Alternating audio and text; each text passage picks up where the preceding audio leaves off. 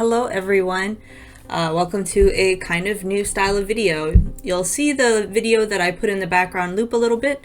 All images were pulled from Kodansha's website in the free preview they offer for this manga and are being used in a sort of transformative way, so I hope you enjoy. It is just going to loop as the video goes on, so once you see it once, it'll just show again until the video comes to an end.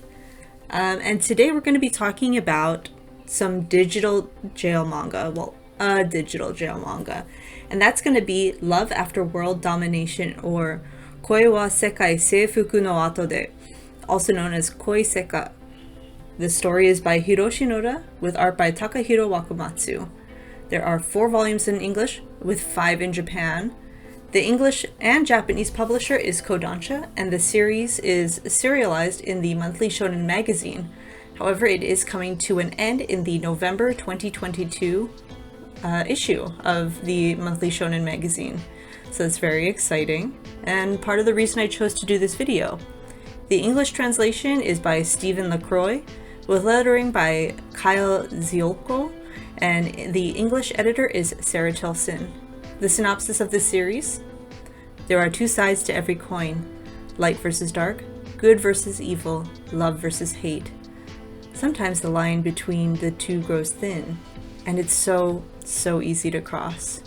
So it's no surprise that Fudo Aikawa, aka Red Gelato of the Gelato 5, and hero to all people, just may have happened to fall for the villainess and member of the shadow organization, Gecko, Desumi Magahara. But when opposites like these attract, there's more than a few obstacles to their love. What's a pair like this to do? Now, this is an absolutely hilarious shonen rom-com. It was an absolute delight to read the first volume. I picked up the first volume during the Kodansha summer digital sale, and it was 50 cents when I picked it up, but generally runs for about $9. The first couple chapters help us get to know our leads with Fudo and Desumi, and as the story progresses, at least in volume 1, you see the plot become a little bit more complicated as other characters become involved. The concept of a hero and a villain isn't new, but it is presented in a fresh and comedic way that allows all readers to become invested in our characters. And Desumi and Fudo carry this story fantastically, both being completely inept romantically despite being fantastic at their jobs as either the hero or the villain. And with both of them being inept, it allows the relationship to feel more equal, where one isn't carrying it more than the other, and they're both kind of stumbling along the way. And while in some situations Fudo is more ready to do things like showing in the background here, he's ready to hold hands. He's like, some people hold hands after the first date, and Desumi's just like in shock, like, oh my god, people are so powerful. Adorable. I love them. Like, best boy and best girl, honestly. But Desumi's also willing to speak her mind. She's willing to tell him, hey, like, that makes me uncomfortable, or hey, I am having fun on our date. It's very sweet, and I really enjoy seeing this dynamic where it's not a will they, won't they, it's more of a how is this going to be resolved. And it's really nice seeing them in the established relationship, figuring things out in the relationship, instead of the standard shonen rom-com where they're stumbling along trying to figure out how to get into a relationship and confess their feelings. And as you can see in the background, the artwork is really clean. The page layouts, I don't know if I've included any full pages here, but the page layouts are pretty standard and really easy to follow.